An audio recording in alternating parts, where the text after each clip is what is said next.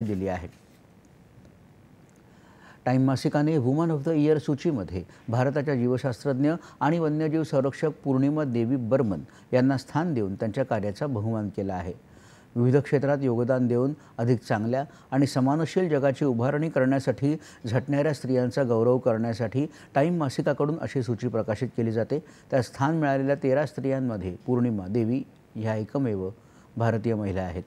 आसाममध्ये हरगिला नावाच्या विशिष्ट प्रकारच्या कर्कोचांची संख्या कमी होत जाऊन ती 450 पर्यंत पोहोचली होती। मात्र पूर्णिमा देवी यांच्या अथक प्रयत्नांनी ती आता 1800 पर्यंत पोहोचली आहे।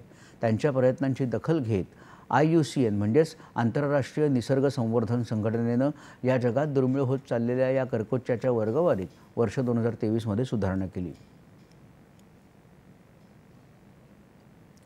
यानंतरच्या बातम्या थोड्याच वेळात।